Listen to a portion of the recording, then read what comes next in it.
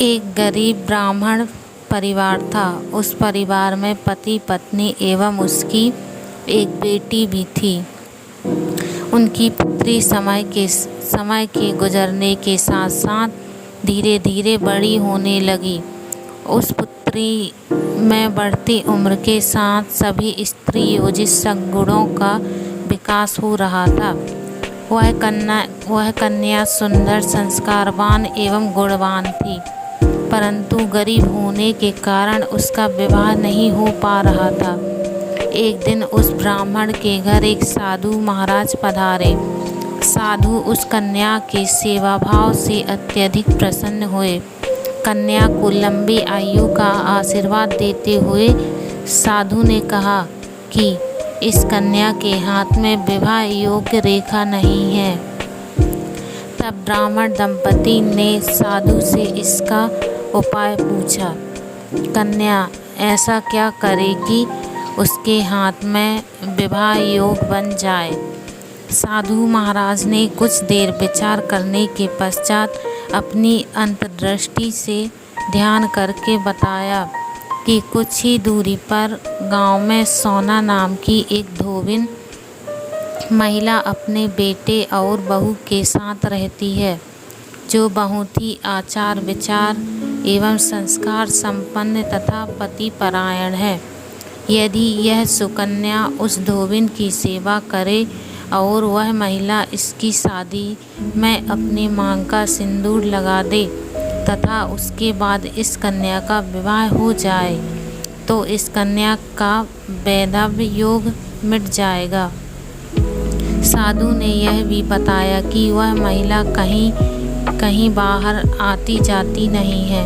यह बात सुनकर ब्राह्मणी ने अपनी बेटी से धोबिन की सेवा करने का प्रस्ताव रखा।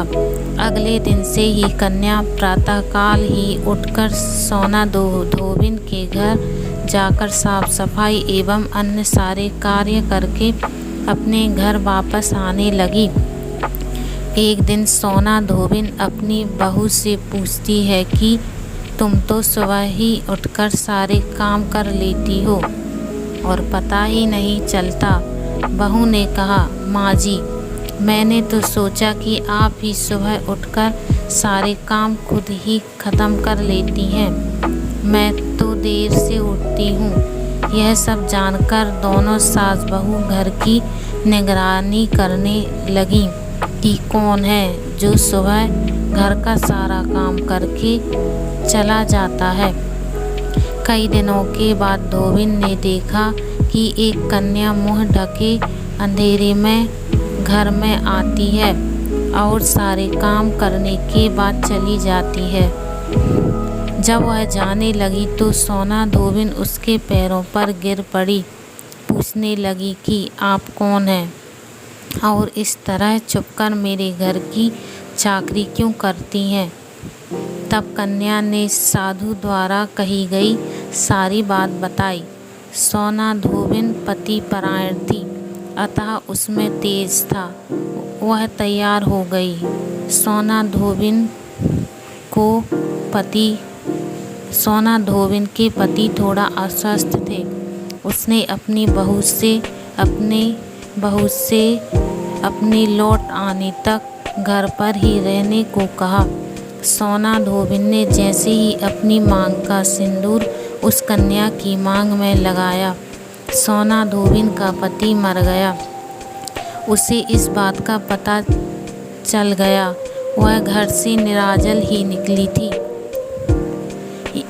यह सोचकर कि रास्ते में कहीं पीपल का पेड़ मिलेगा तो उसे भवरी देकर और उसकी परिक्रमा करके ही जल ग्रहण करेगी।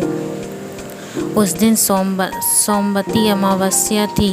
ब्राह्मण के घर मिले पकवान की जगह उसने ईंट के टुकड़ों से 108 बार भवरी देकर 108 बार पीपल के पेड़ की परिक्रमा की और उसके बाद जल ग्रहण किया। ऐसा करते ही उसके पति के मृत शरीर में वापस जान आ गई। धोबिन का पति फिर से जीवित हो गया।